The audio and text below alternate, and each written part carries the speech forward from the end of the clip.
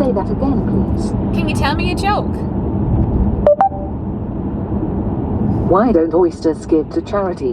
Because they are shellfish. I can't believe she actually told me a joke. Wow.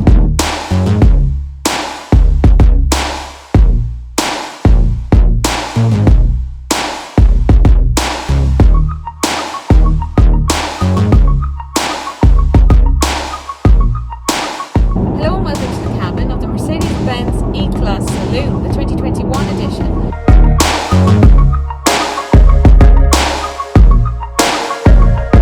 Mercedes has updated this car for this model year.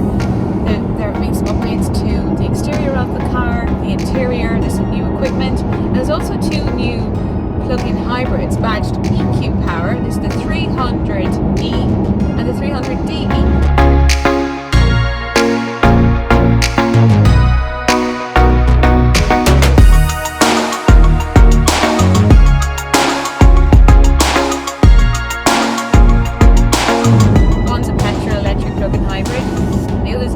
Electric plug-in hybrid, which is quite unusual. You won't find many of those on the market today. Mercedes is delving into this technology, and we're going to take a closer look at that in this review.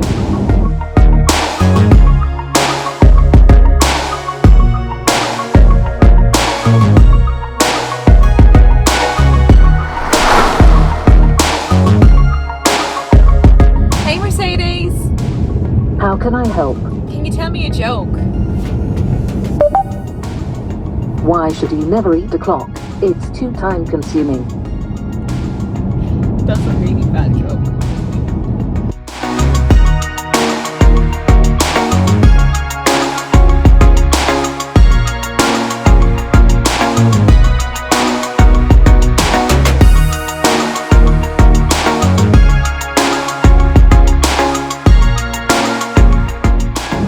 Cosmetically, there's a new grille. It's probably the most obvious difference for this new version of the Mercedes-Benz. Remember, this is the same generation of the car that launched back in 2016. Widely acclaimed car, the benchmark in the class for comfort, refinement and style. Still is, but just that little bit better now. They've done a few bits to keep it competitive. The new grille gives it a more youthful appearance in line with other members of the Mercedes-Benz family, like the A-Class, the C-Class, and of course the flagship S-Class, which launched here at the beginning of the year. This car has a stately presence. It looks expensive, and it is expensive. They've also made a few updates to the rear of the car, new tail lights and a new boot lid. So if you look closely, there are some differences, but it's still got that classic, elegant shape of a large Mercedes-Benz saloon.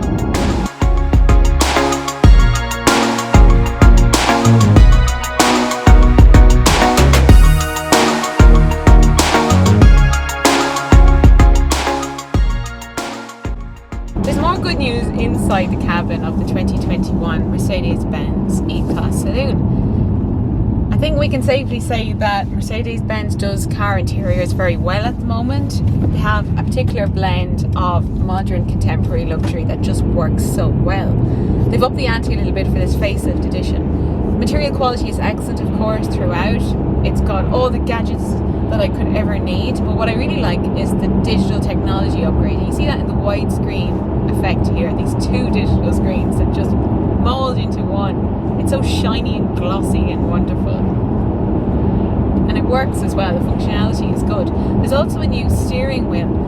I'm less keen on the new buttons. I had just about got my head around how to use the buttons on the previous Mercedes-Benz steering wheel, the swipe effect. So this is slightly different, and I have to say it's not quite as intuitive to use. There's quite a lot of buttons, and there's a lot of options for the screen as well. So if you like technology, I'm sure you'll find plenty to discover here, and it does look so good, I have to say.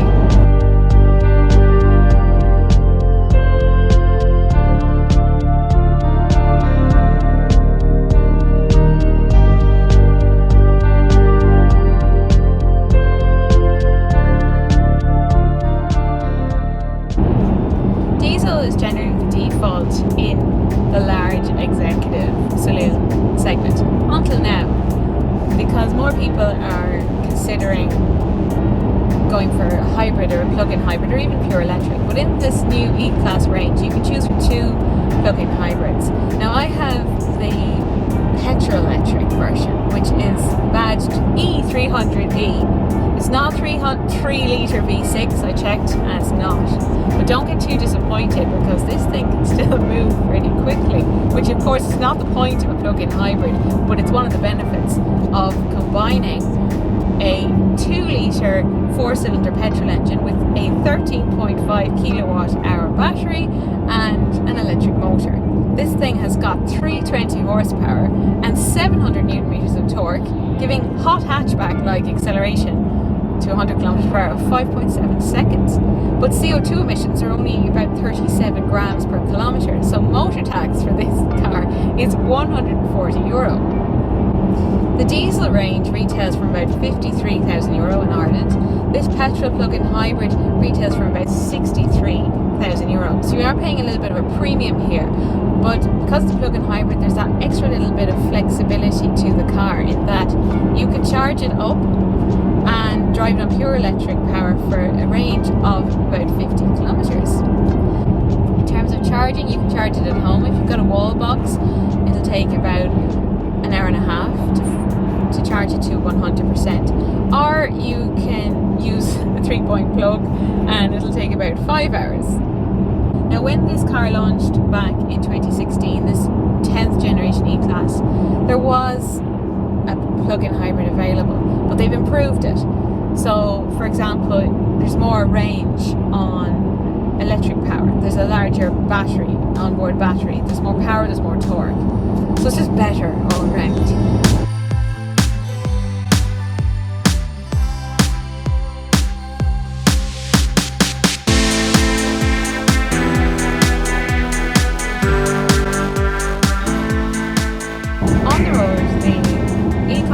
Really beautiful to drive. It's the epitome of comfort and refinement. These are expensive cars, but you're paying and you're investing in this high level of comfort and refinement. Like, it's just like so good. The way it soaks up bumps in the road, it just trickles up with them, you know.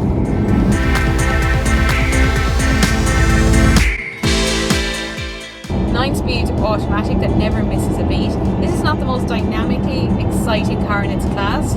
I'd give that title to the BMW 5 Series, but it's still got rear-wheel drive agility, so it handles the road well for a big car.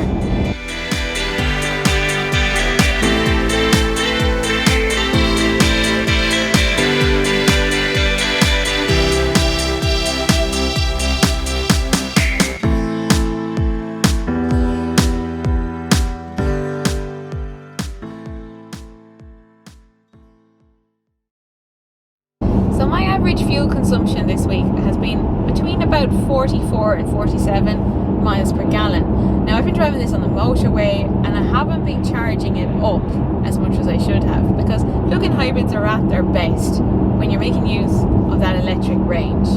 They're ideal for low mileage users or people who are driving around town. That's when that's at its best. You can really make use of that 50 kilometres and save on your fuel bills. If you're on the motorway a lot, a diesel is going to be more efficient. It just is, by the nature of it. But that's still good for what is a very large car with essentially a petrol engine onto the bonnet with some electrical support. So it's doing well, I would say. It's not completely drinking the fuel once the battery charge runs out. So there is one caveat to going for a plug-in hybrid in the E-Class range, and that's boot space, because there's a battery under the floor, the boot floor, and that reduces the usable boot space, and there's an awkward step in the boot. So in a standard petrol diesel E-Class, you've got 540 litres, which is very competitive, but here it goes down to 370, which is pretty much like any old hatchback, and there's an awkward step in the boot, so that's a little bit disappointing. Hey Mercedes! I'm sorry. Can you say that again, please? Can you tell me a joke? Why did the tomato blush? Because it saw the salad dressing. So that's just a quick look at the Mercedes-Benz E-Class, the 2021. edition, the E300E, which we've clarified is not a 3-litre V6, it's a 2-litre petrol electric hybrid.